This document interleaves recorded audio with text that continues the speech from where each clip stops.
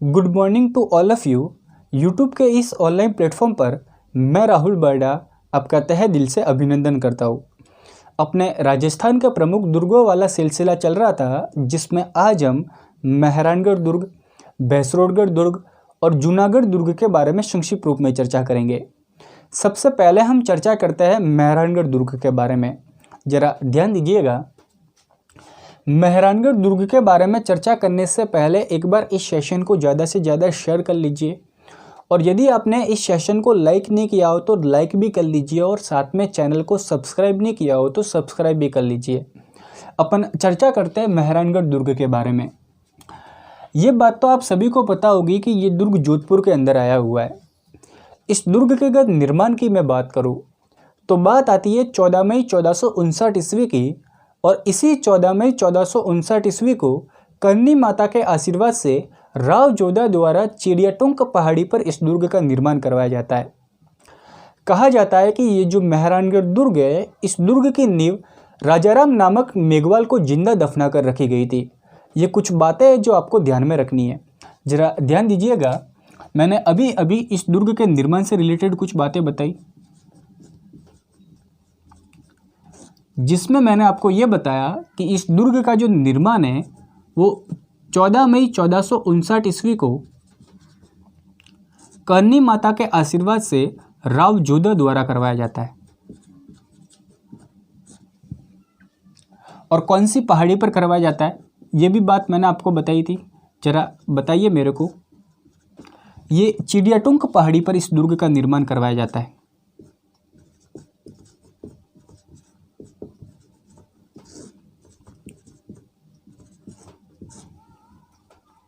साथ में मैंने आपको ये भी बात बताई थी कि इस दुर्ग की जो नींव है वो एक नरबली देकर रखी जाती है ना। और किसकी नरबली दी जाती है?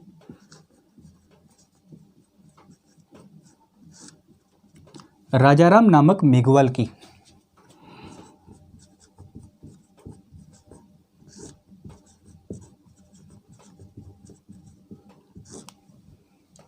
आगे हम बात करते हैं तो ये जो मेहरानगढ़ दुर्ग है, इस दुर्ग के अगर आकार की मैं बात करूं तो इस दुर्ग का आकार मयूर के समान दिखाई देता है ना। तो ये भी थोड़ी बात आप ध्यान में रखना।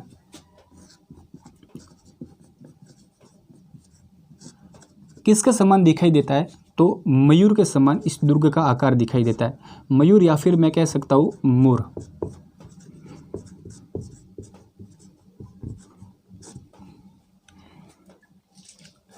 इस दुर्ग के उपनामों के बारे में चर्चा करते हैं। जरा ध्यान दीजिएगा। मैंने अभी अभी आपको ये बताया कि ये जो दुर्ग है, इस दुर्ग का आकार मयूर के समान है, जिसके कारण इसी दुर्ग को मयूर ध्वजगढ़ के नाम से भी जाना जाता है। गढ़ चिंतामणि भी इसी दुर्ग को कहा जाता है। ये जो मेहरानगढ़ दुर्ग है, इस दुर्ग का निर्माण राव जोधा के द्वारा करवाया गया, जिसके कारण इसी दुर्ग को जोधारण के नाम से भी जाना जाता है। मेहरानगढ़ दुर्ग कहाँ पर आया हुआ है? जोधपुर के अंदर आया हुआ है, और जोधपुर को सूर्य नगरी के नाम से जाना जाता है, जिसके कारण इसी मेहरानगढ़ दुर्ग को सूर्यगढ़ के नाम से भी जाना जाता है। कागमुखी भी इसी दुर्ग को कहा जाता है। ये कुछ इंपॉर्टेंट उपनाम हैं जो आपको ध्यान में रखने हैं। जरा देखिएगा। मैंने अभी अभी इस दुर्ग के उपनामों के बारे में चर्चा की थी। मैंने आपको ये बताया कि इसी दुर्ग को मयूर ध्वजगढ़ के नाम से भी जाना जाता है।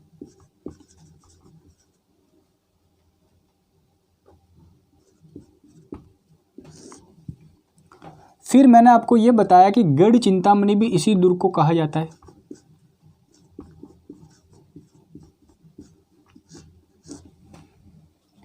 इस दुर्ग का निर्माण किसने करवाया? राव जोधा के द्वारा करवाया गया, जिसके कारण इसी दुर्ग को जोधारण के नाम से भी जाना जाता है।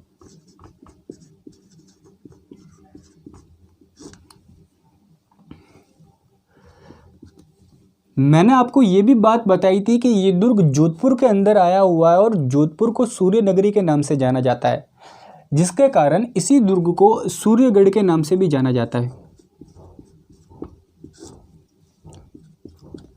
कागमुखी भी इसी दुर्ग को कहा जाता है।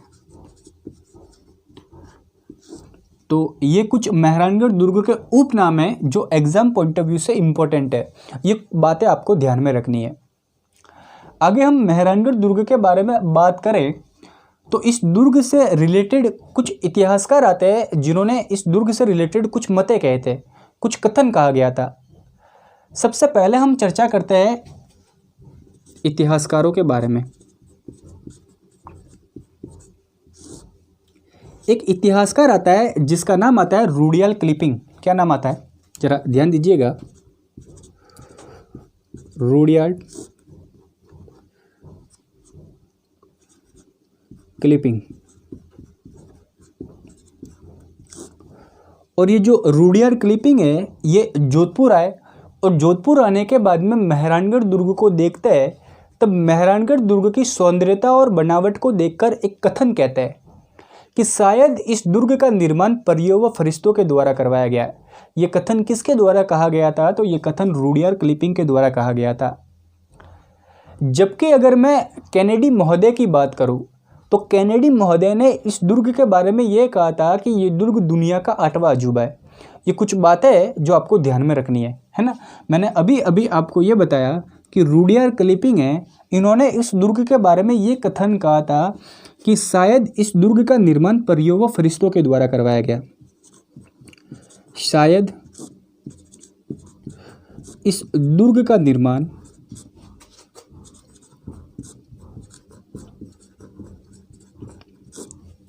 परियों व फरिश्तों के द्वारा करवाया गया।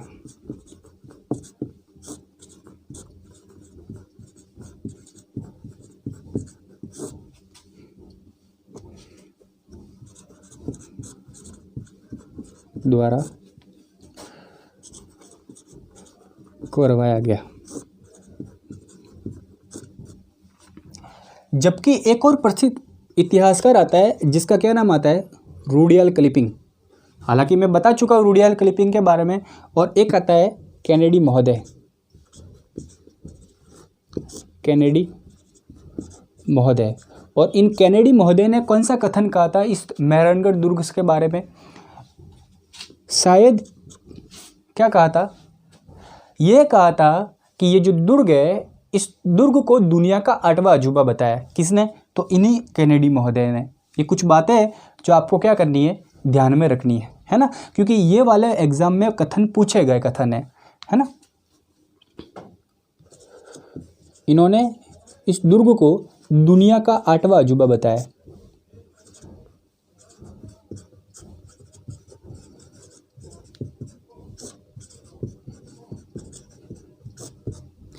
ठीक है, तो एक बार इसका स्क्रीनशॉट ले लीजिए, फिर एक बार रिवाइज करवा देता हूँ। और रिवाइज करवाने के बाद में हम मेहरानगढ़ दुर्ग की विशेषताओं के बारे में चर्चा करते हैं कि मेहरानगढ़ दुर्ग में कौन कौन से महल स्थित है, कौन कौन से मंदिरें स्थित है। इन तमाम बातों के बारे में हम चर्चा करेंगे। एक बार इसका स्क्रीनशॉट ले लीजिए। तो ले लिया।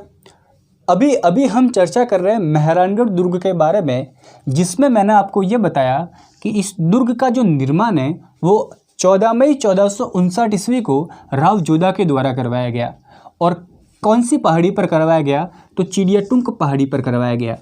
साथ में आप ये भी बात ध्यान में रखना कि इस दुर्ग की जो नींव है वो राजाराम नामक मेघवाल को जिंदा दफना कर रखी गई थी।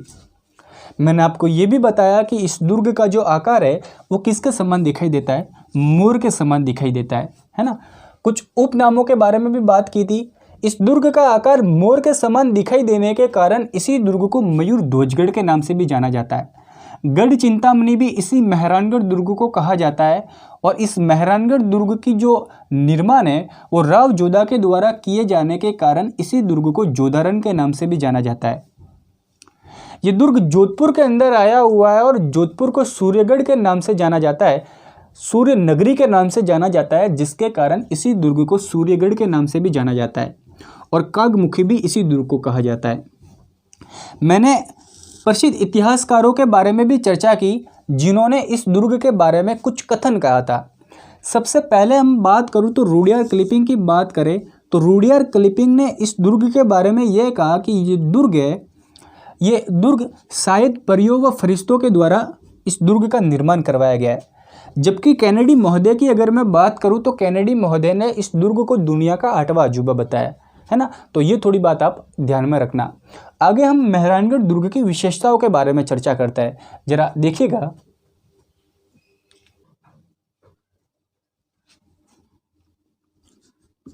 मेहरानगढ़ दुर्ग,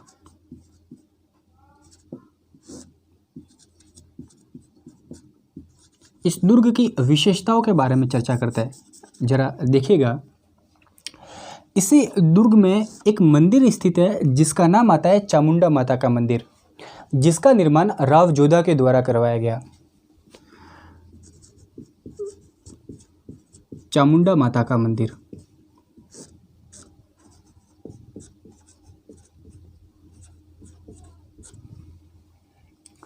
नागनेची माता का मंदिर भी इसी दुर्ग में स्थित है और इसका निर्माण भी राव जोधा के द्वारा ही करवाया गया।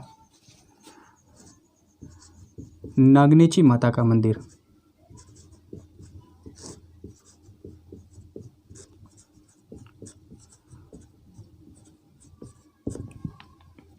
ये थोड़ी बात आप ध्यान में रखना कि ये जो नागनेची माता का मंदिर है, ये राजस्थान में 3 मंदिर है।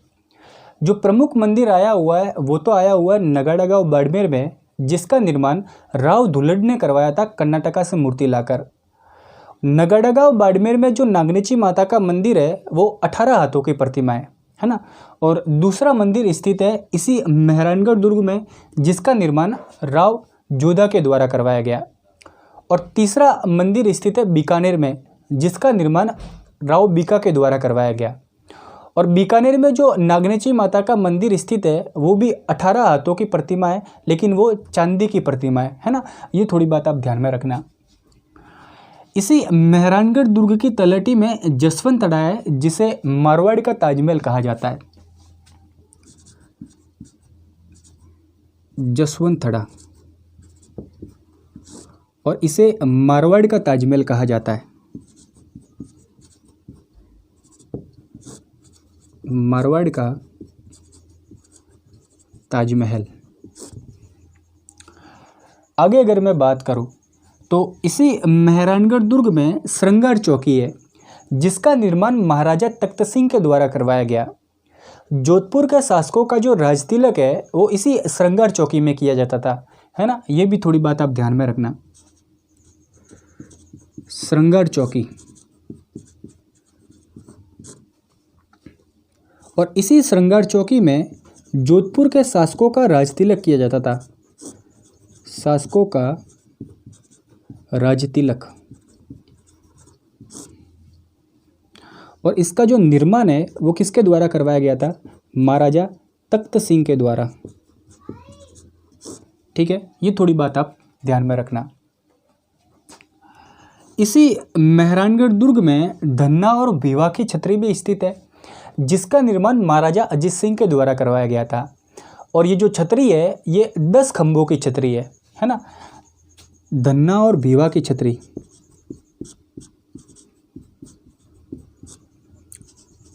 भीवा की छतरी। और ये जो छतरी है ये 10 खंभों की छतरी है।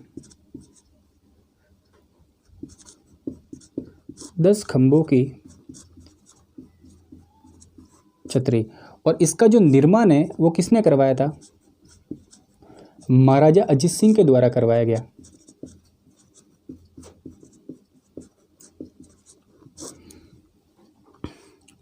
आगे अगर मैं मेहरानगढ़ दुर्ग की विशेषताओं के बारे में बात करूं तो इसी दुर्ग में 3 प्रमुख प्रवेश द्वार आते हैं, जयपोल, फतेहपोल और लोहापोल, है ना। जयपोल, फतेहपोल और अंतिम प्रवेश द्वार आता है लोहापोल। जयपोल की अगर मैं बात करूं तो इसका निर्माण मानसिंह प्रथम के द्वारा करवाया गया था 1808 ईस्वी में।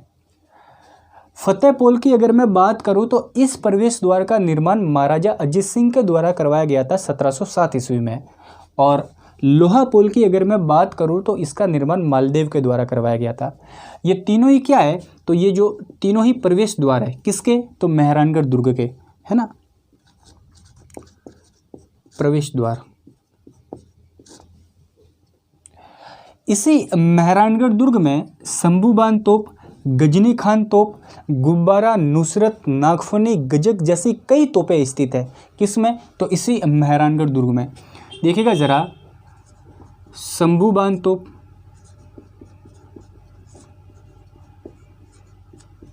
गजनी खान तोप,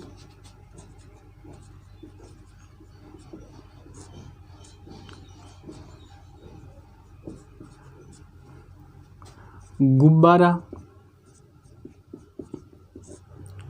नुसरत, नागफनी,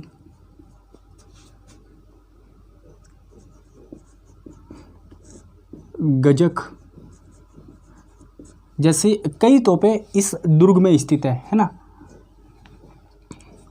इसी मेहरानगढ़ दुर्ग में मान प्रकाश पुस्तकालय भी स्थित है। मान प्रकाश पुस्तकालय, जिसका निर्माण मानसिंह प्रथम के द्वारा करवाया गया। भूरे खां की मजार भी इसी मेहरानगढ़ दुर्ग में स्थित है।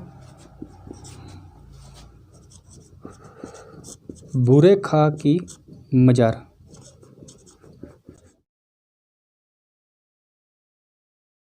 साथ में अगर मैं बात करूं तो इसी मेहरानगढ़ दुर्ग में मोती महल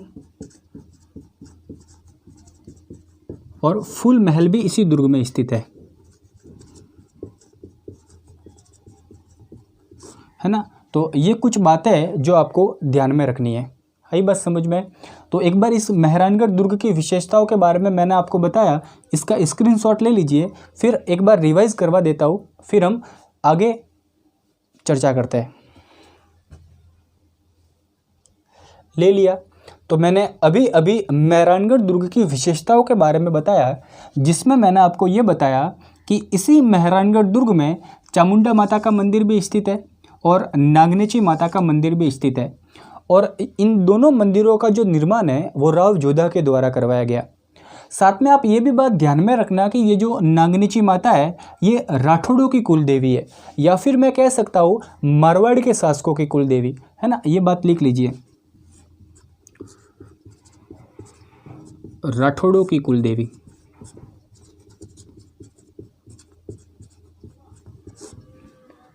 ठीक है। फिर मैंने आपको बताया कि इसी मेहरानगढ़ दुर्ग में मोती महल और फूल महल भी स्थित है। इसी दुर्ग की तलहटी में जसवंतड़ा स्थित है, जिसे मारवाड़ का ताजमहल भी कहा जाता है। श्रृंगार चौकी भी इसी दुर्ग में स्थित है, जिसका निर्माण तख्त सिंह के द्वारा करवाया गया। और इसी श्रृंगार चौकी में जोधपुर के शासकों का राजतिलक किया जाता था।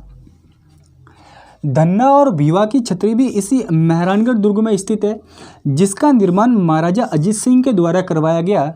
और ये जो छतरी है, ये छतरी 10 खंभों की छतरी है। इसी दुर्ग के प्रवेश द्वार के बारे में भी मैंने आपको बताया। इसी दुर्ग में 3 प्रमुख प्रवेश द्वार है।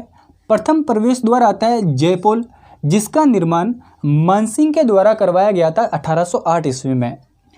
द्वितीय प्रवेश द्वार आता है फतेहपोल, जिसका निर्माण अजीत सिंह के द्वारा करवाया गया था 1707 ईस्वी में। और अंतिम प्रवेश द्वार आता है लोहापोल, जिसका निर्माण मालदेव के द्वारा करवाया गया था। इसी दुर्ग में भूरे खां की मजार भी स्थित है।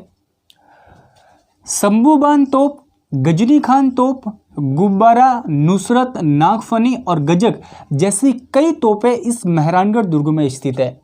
मैंने आपको ये भी बताया कि मान प्रकाश पुस्तकालय भी इसी मेहरानगढ़ दुर्ग में स्थित है।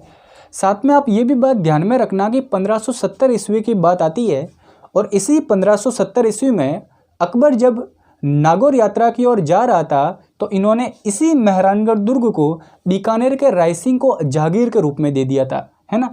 ये थोड़ी बात आप ध्यान में रखना। 1570 ईस्वी को अकबर ने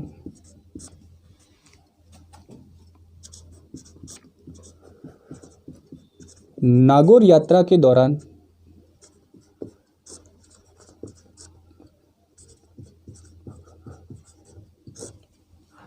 इस दुर्ग को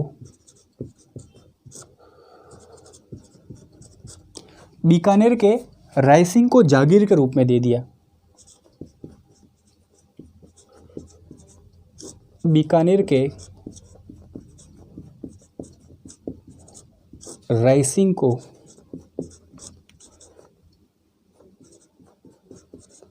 जागीर के रूप में दे दिया।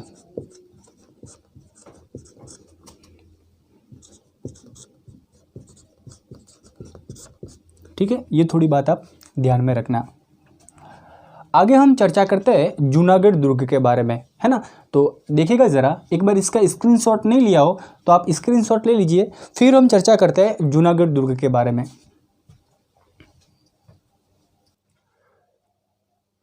देखिएगा ज़रा जूनागढ़ दुर्ग,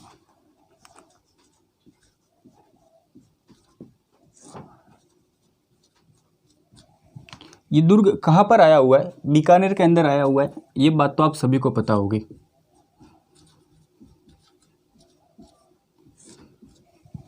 इस दुर्ग के अगर निर्माण की मैं बात करूं तो इस दुर्ग का जो निर्माण है वो महाराजा रही सिंह के द्वारा करवाया गया।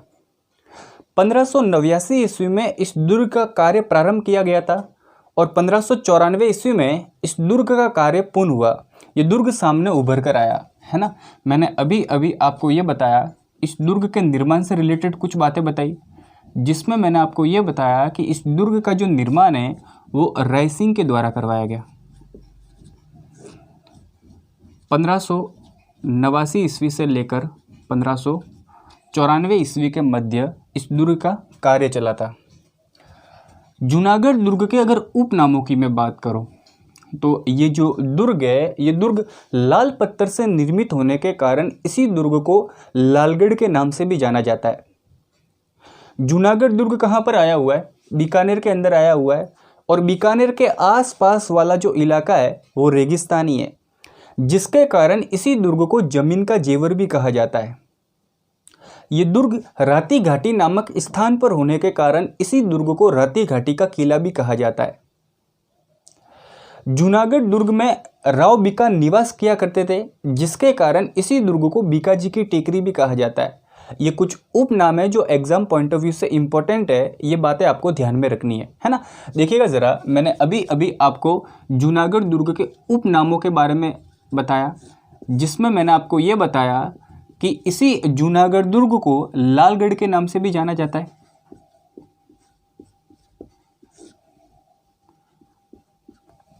जमीन का जेवर भी इसी दुर्ग को कहते हैं, जमीन का जेवर। राती घाटी का किला भी इसी जूनागढ़ दुर्ग को कहते हैं, राती घाटी का किला। और बीका जी की टेकरी भी इसी दुर्ग को कहते हैं, बीका जी की टेकरी। ठीक है, आगे अगर मैं जूनागढ़ दुर्ग के बारे में बात करूं तो ये जो दुर्ग है, इस दुर्ग का आकार चतुर्भुजाकार है ना। ये भी बात आप ध्यान में रखना, इसका जो आकार है वो किसके समान है? चतुर्भुजाकार है।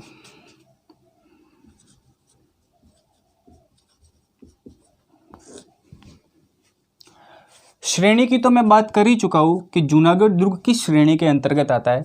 मैंने आपको बताया कि ये दुर्ग बीकानेर के अंदर आता है और बीकानेर के जो आसपास वाला इलाका है वो रेगिस्तानी है, जिसके कारण ये दुर्ग किस श्रेणी के अंतर्गत आएगा? धानवंत दुर्ग की श्रेणी के अंतर्गत आता है ना। ये भी थोड़ी बात आप ध्यान में रखना। श्रेणी की मैंने बात बताई और ये जो दुर्ग है ये दुर्ग धानवंत दुर्ग की श्रेणी के अंतर्गत आता है। साथ में अगर मैं जूनागढ़ दुर्ग के बारे में बात करूं तो राजस्थान में जो पहली बार लिफ्ट है वो इसी जूनागढ़ दुर्ग में चलाई गई थी। और कब चलाई गई थी? 1787 ईस्वी में, है ना। राजस्थान में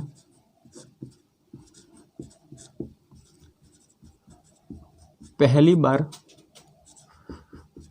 लिफ्ट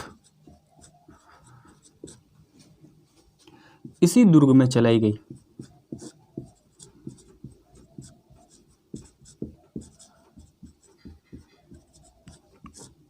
और कब चलाई गई थी? 1787 ईस्वी को, यानी आज़ादी से पहले। जूनागढ़ दुर्ग के बारे में एक इतिहासकार ने कहा था, जिसका नाम आता है दीनानाथ दुबे। इन्होंने इस दुर्ग के बारे में ये कहा था कि मैंने सुना है कि दीवारों के कान होते हैं, लेकिन जूनागढ़ की दीवारें तो बोलती है। ये कथन किसके द्वारा कहा गया था? तो ये कथन दीनानाथ दुबे द्वारा कहा गया था। ये भी थोड़ी बात आप ध्यान में रखना। एक इतिहासकार आता है, जिसका क्या नाम आता है? दीनानाथ दुबे।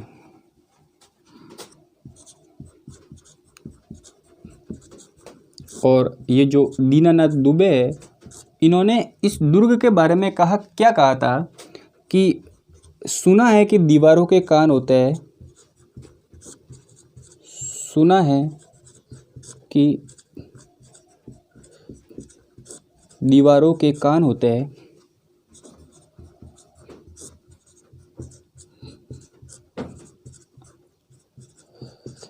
लेकिन जूनागढ़ की दीवारें तो बोलती है। लेकिन जूनागढ़ दुर्ग की दीवारें बोलती है, दीवारें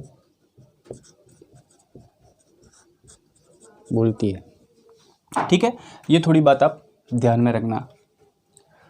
जूनागढ़ दुर्ग की अगर विशेषताओं के बारे में मैं चर्चा करूं कि इस दुर्ग में कौन कौन से महल स्थित है, कौन कौन से मंदिरें स्थित है, इनके बारे में भी थोड़ी कुछ चर्चा कर लेते हैं। जरा ध्यान दीजिएगा। जूनागढ़ दुर्ग,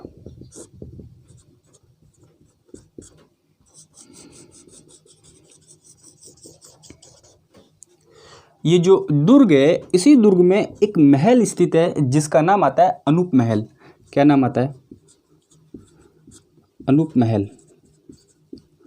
और इस महल का जो निर्माण है वो अनूप सिंह के द्वारा करवाया गया था। बीकानेर के शासकों का राज तिलक भी इसी दुर्ग में किया जाता है ना। ये भी थोड़ी बात आप ध्यान में रखना। बीकानेर के शासकों का जो राज तिलक है वो इसी अनूप महल में किया जाता था। राज तिलक, ठीक है। आगे अगर मैं बात करूं तो इसी जूनागढ़ दुर्ग का एक प्रवेश द्वार आता है जिसका नाम आता है सूरजपोल। और ये जो प्रवेश द्वार है, इसी प्रवेश द्वार के पास में यानी सूरजपोल के पास में उदय सिंह के दो सेनापति जयमल और फत्ता की गजारूढ़ प्रतिमा है, जिसका निर्माण महाराजा रय सिंह के द्वारा करवाया गया है ना। ये थोड़ी बात आप ध्यान में रखना कि इसी प्रवेश द्वार के पास में जयमल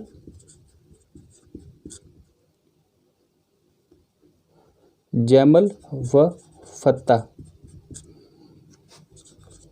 की गजारूढ़ प्रतिमा,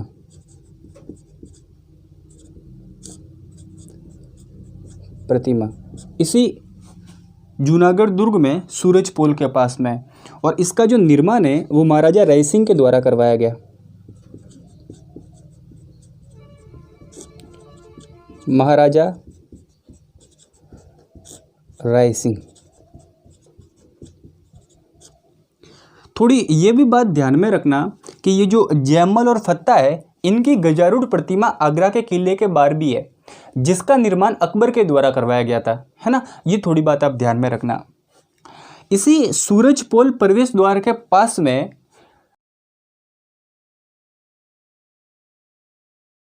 भी स्थित है जिसे राय प्रशस्ति के नाम से जाना जाता है ना। ये भी बात आप ध्यान में रखिएगा। राय प्रशस्ति। और इस राय प्रशस्ति के जो रचिता है उनका नाम आता है जेता। दिखाई दे रहा है क्या आपको?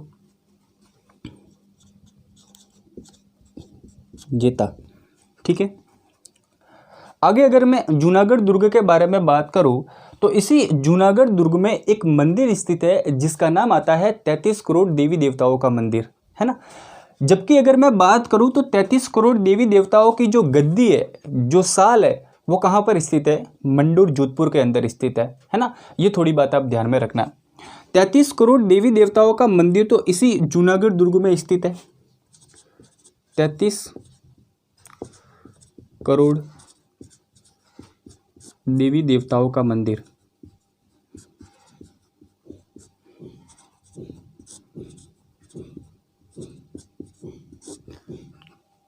जबकि 33 करोड़ देवी देवताओं की जो साल है वो कहाँ पर स्थित है? मंडोर जोधपुर के अंदर।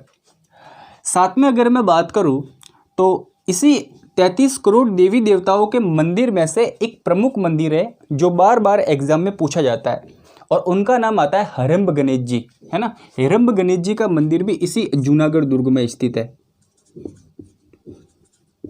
हेरंब गणेश जी। और ये जो मंदिर है, इस मंदिर में जो मूर्ति है वो शेर पर सवार है ना। ये थोड़ी बात आप ध्यान में रखना। इसमें जो मूर्ति है वो किस पर विराजमान है? शेर पर, शेर पर सवार मूर्ति, ठीक है। तो जूनागढ़ दुर्ग से रिलेटेड आपको इतनी ही बातें ध्यान में रखनी है।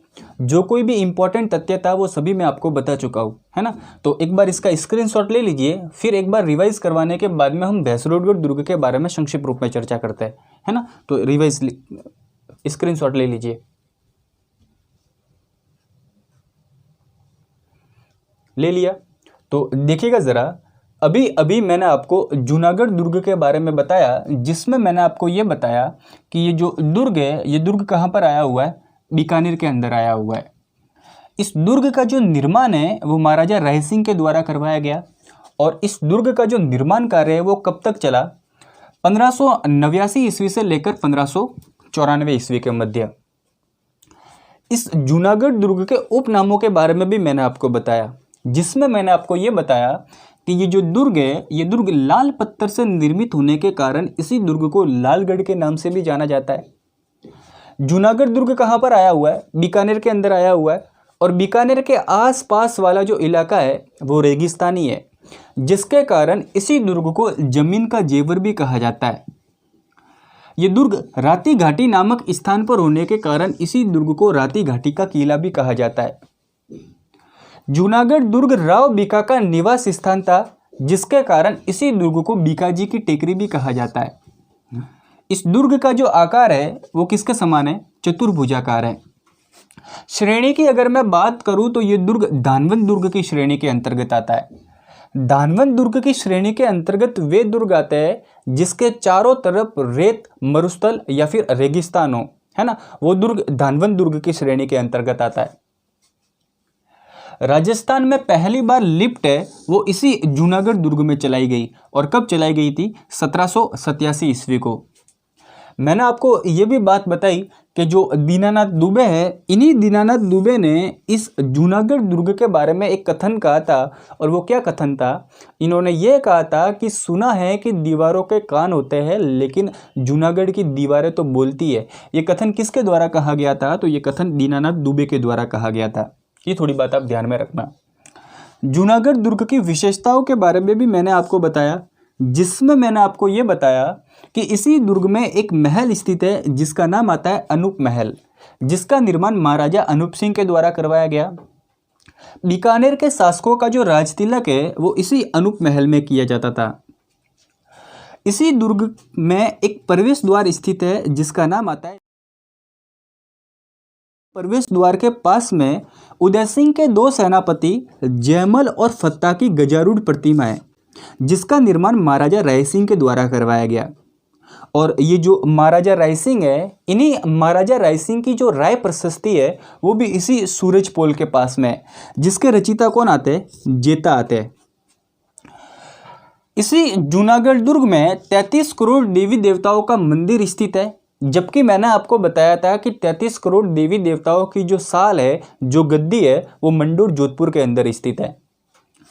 मैंने आपको ये भी बताया कि इसी जूनागढ़ दुर्ग में हेरंब गणेश जी का मंदिर भी स्थित है, और ये जो हेरंब गणेश जी का मंदिर है, इस मंदिर में जो मूर्ति है वो शेर पर सवार है ना। ये थोड़ी बात आप ध्यान में रखना। आगे हम चर्चा करते हैं भैंसरोडगढ़ दुर्ग के बारे में, ठीक है ना। तो देखिएगा जरा,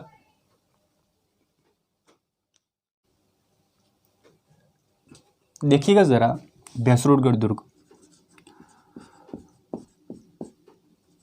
भैंसरोडगढ़ दुर्ग।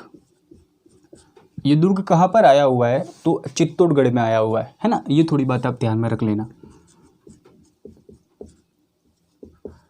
चित्तौड़गढ़। इस दुर्ग के अगर निर्माण की मैं बात करूं तो इस दुर्ग का जो निर्माण है वो बैसा शाह व रोड़ा नामक व्यापारियों के द्वारा करवाया गया है ना। राजस्थान का एकमात्र दुर्ग जिसका निर्माण व्यापारियों के द्वारा करवाया गया, तो वो कौन सा किला है? यही भैंसरोडगढ़ दुर्ग। ठीक है ना। ये थोड़ी बात आप ध्यान में रखिएगा। मैंने आपको बताया कि इस दुर्ग का जो निर्माण है वो बैसा शाह व रोड़ा नामक व्यापारियों के द्वारा करवाया गया। रोड़ा नामक व्यापारी। ठीक है। साथ में ये भी बात ध्यान में रखिएगा कि राजस्थान का एकमात्र दुर्ग जिसका निर्माण किसके द्वारा करवाया गया? तो व्यापारियों द्वारा करवाया गया। राजस्थान का एकमात्र दुर्ग जिसका निर्माण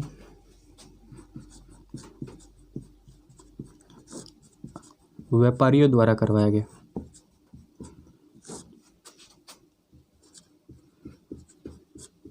ठीक है। और ये वाला जो प्रश्न है, ये वाला प्रश्न एग्जाम में पूछा गया प्रश्न है ना। थोड़ा ध्यान दीजिएगा। एग्जाम में ये वाला प्रश्न पूछा गया था कि राजस्थान में ऐसा कौन सा किला है जिसका निर्माण व्यापारियों के द्वारा करवाया गया, तो वो कौन सा दुर्ग है? यही भैंसरोडगढ़ दुर्ग। ठीक है। ये जो दुर्ग है, ये दुर्ग चंबल नदी और बामनी नदी के बीच में स्थित है ना। नदियों की अगर मैं बात करूं कि ये दुर्ग किन नदियों के बीच में स्थित है, तो ये जो दुर्ग है ये दुर्ग चंबल नदी और बामनी नदी, इन दोनों के बीच में स्थित है। कौन सा दुर्ग? तो यही भैंसरोडगढ़ दुर्ग। इसी दुर्ग को राजस्थान का वेल्लोर भी कहा जाता है ना। इस दुर्ग का जो अन्य नाम है वो कौन सा है? राजस्थान का वेल्लोर। इसी भैंसरोडगढ़ दुर्ग को कहा जाता है। इस दुर्ग के बारे में एक इतिहासकार ने कहा था जिनका नाम आता है कर्नल जेम्स टोड। इन्होंने इस दुर्ग के बारे में ये कहा था कि यदि मुझे राजस्थान में जागीर दी जाए और उसे चुनने का विकल्प दिया जाए तो सबसे पहले मैं इस भैंसरोडगढ़ दुर्ग को चुनूंगा। ये कथन किसके द्वारा कहा गया था? तो ये कथन कर्नल जेम्स टोड के द्वारा कहा गया था, है ना। देखिएगा ज़रा, मैंने आपको बताया कि कर्नल जो जेम्स टोड है, इन्होंने इस दुर्ग के बारे में ये कहा कि यदि मुझे राजस्थान में जागीर दी जाए, मुझे राजस्थान में जागीर दी जाए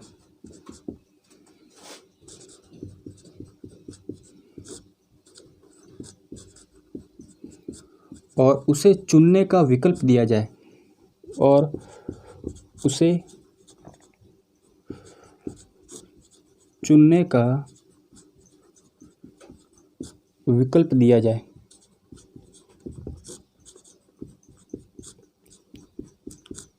तो मैं भैंसरोडगढ़ दुर्ग को चुनूंगा।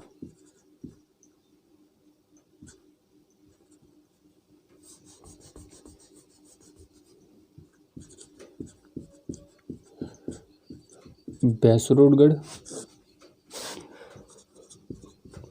दुर्ग को चुनूंगा, है ना। ये थोड़ी बात आप ध्यान में रखना जो भैंसरोडगढ़ दुर्ग से रिलेटेड है ना। इससे बाहर कोई भी प्रश्न नहीं पूछा जाएगा।